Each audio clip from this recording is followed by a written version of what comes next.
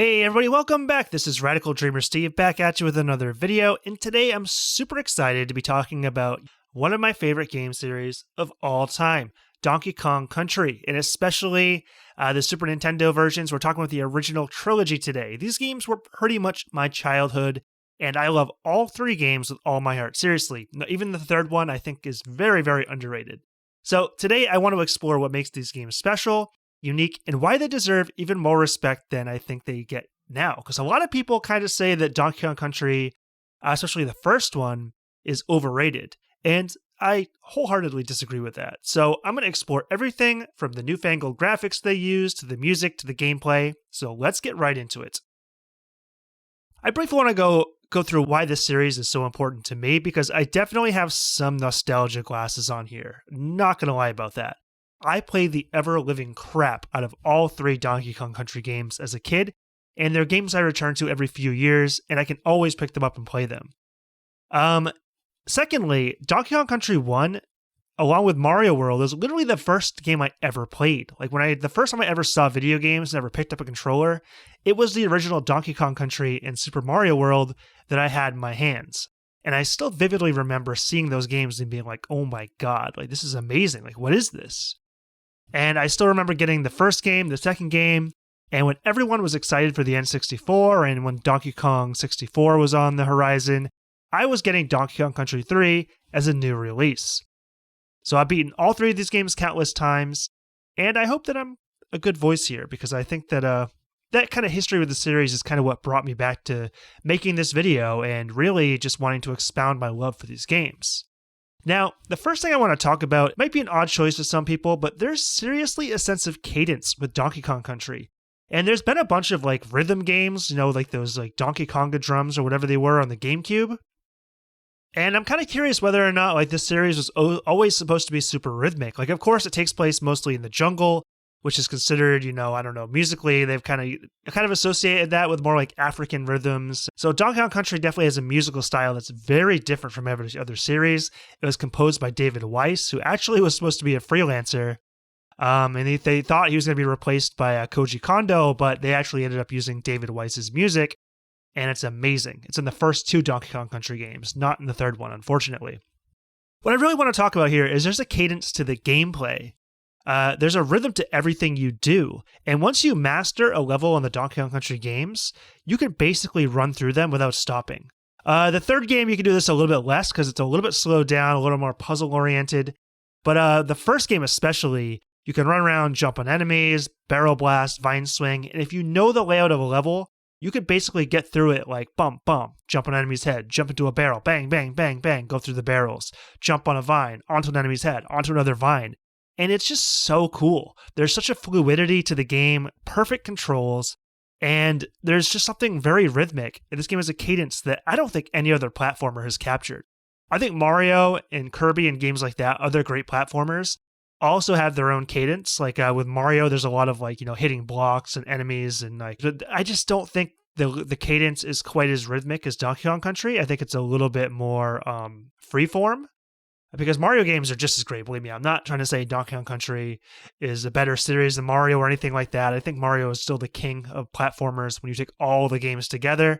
But I do think that Donkey Kong Country, especially the rare games, they had a certain cadence to them that I've never experienced in any other game, and that just makes them a pure joy to play, especially when you get good at them.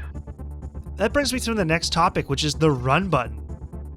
When I was a kid playing this game, I took the run button for granted. And what that is, you hold down Y and it allows you to run instead of walk.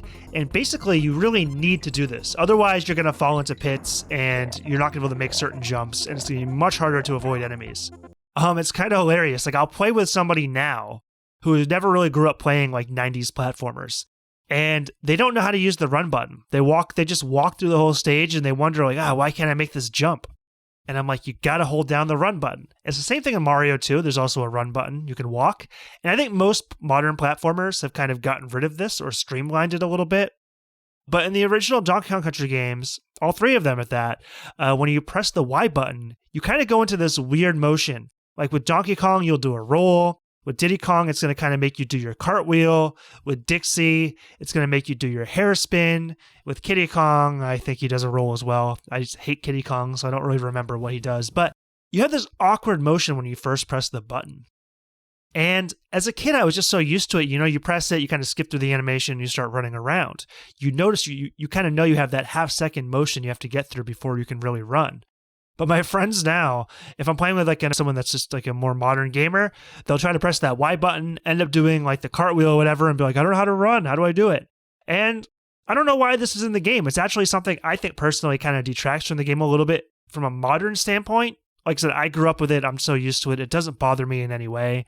But I do think it's an odd choice. And the only thing I can guess is the button mapping, maybe. They didn't want to have the run button be something weird like the L button.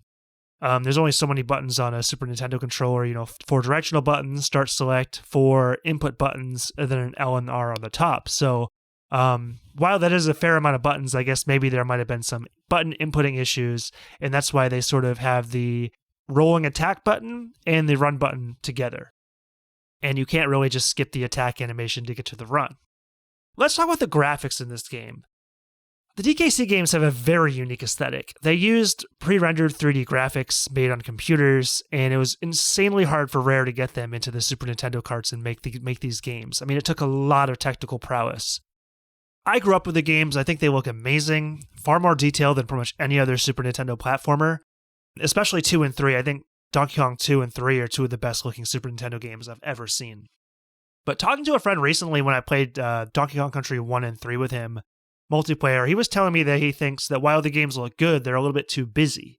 And I never really thought about that before with Donkey Kong Country. I'd always taken these lush environments that have forefronts, backgrounds, kind of weather animations, and a lot of stuff going around, stuff blowing in the wind, little butterflies floating around.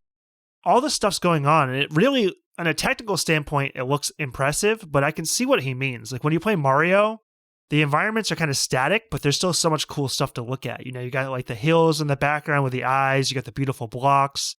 But with Donkey Kong Country, with the pre-rendered 3D graphics and all the forefront, the background, the weather animation, there's a lot going on the screen.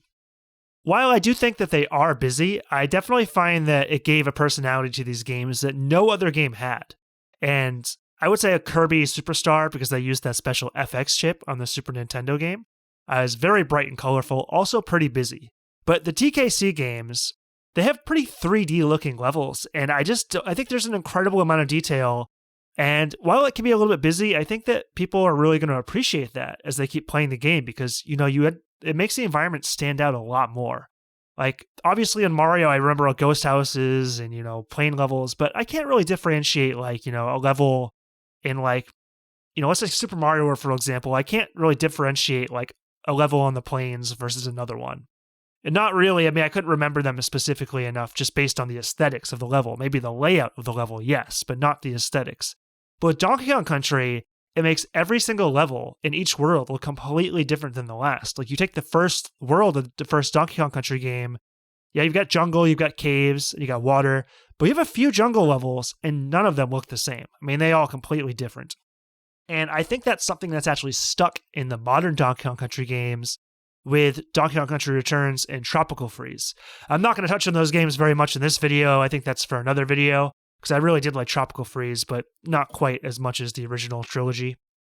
And of course, I want to talk about the tag system here and sort of the gameplay. Part of what makes these games so darn special to me, yes, I can play through them anytime I want one player, but they're so much fun in multiplayer. I think some of the best multiplayer games I've ever played. It has what's called the tag system. You press the select button, and you can immediately switch to the other player, assuming they're not dead. In the original game, this really comes down to killing certain enemies, like Diddy Kong can cartwheel into certain enemies that Donkey Kong can't. DK can jump on some enemies that Diddy Kong will just bounce off of. But where I think that Rare did such an amazing job is with the second and third game. There's a lot of kind of mini puzzles. There's certain areas, that Dixie can fly to that Diddy Kong has absolutely no access to. There's certain areas that are just easier to complete with Diddy Kong, because Diddy Kong's really fast climbing ropes and jumping over things, whereas Dixie's a little bit slower. And then there's also throwing in the game. You can throw the other Kong up to get certain coins and find DK coins, and even break some barriers in the third game. And so it really forces you to switch players. Like, you can't really have a selfish player that's like, oh, I just want to beat every level and you can just wait. Donkey Kong really encourages the players to tag in the other person when their kind of special ability or strengths apply to the level. And this is something that I've never really seen copied in any other platformer, and I don't quite understand that. And to be honest, I like the system, the tag system, way, way, way more than multiplayer on the newer Donkey Kong games, because that just seems kind of hectic. You have 2 players running around, and it's just random. Like, I don't know, it doesn't feel as special to me. And yeah, I don't know. I would love to see this system come back in a new Donkey Kong Country game. The last thing I want to talk about is why I think you should play each game, because, I think that I'm lumping these games together, which is always really hard. They're all similar, but very different from each other. So if you've never played this series or you want to know kind of which one to start with or where to go, I'm going to give you kind of the reasons to play each one. So Donkey Kong Country 1, let's start with that one. It's probably the most iconic of the games. It's the one that most people have played. It brought the SNES back from kind of getting beaten by the Genesis. This game is super fun to pick up and play. There's no DK coins. There's no secret levels. It's pretty quick. And so you can just pick up and play. You don't need to worry about finding secrets. Now, there are a ton of secrets, but they're all kind of stashed in the levels, and they're all optional. They don't get you anything you really need, just more bananas to gain extra lives or more balloons to give you 1-ups. So you don't need to worry too much. I find this game amazing just because it's just really good fun. It's simple, good fun. The levels look beautiful. The gameplay is really solid. It's the only game that features Donkey Kong, so I love the first game for what it is. Donkey Kong Country 2 is my personal favorite of the 3. Not only do you get 2 really good Kongs, you get Diddy Kong and Dixie Kong. Both lightweight, both really fast, so it's a very fast-paced game compared to 1 and 3. Tons of stuff was added to this game. There's DK coins to find in each stage. There's a secret world with bonus levels. There's little special stages that give you coins to unlock those levels. And there's just some really great new ideas. You got like roller coaster cart levels. You got like vine flying levels with a bird. Those are actually kind of annoying, but they're there. And I personally think that this game has the best music of the series. I think David Weiss's compositions are absolutely amazing in DK Country 2. As they are in 1, I just prefer the soundtrack to 2 a little bit more. And I think this is one of the best platformers of all time. Like Donkey Kong Country 2, but I do think that, Donkey Kong Country 2 is an archetype for one of the greatest platformers of all time. And a lot of people kind of forget it behind like Sonic and Mario, which I don't think is fair. Donkey Kong Country 3, I love this game. I love it at least as much as Donkey Kong Country 1, if not a little bit more. I think it's super underrated, and it's got so much going for it.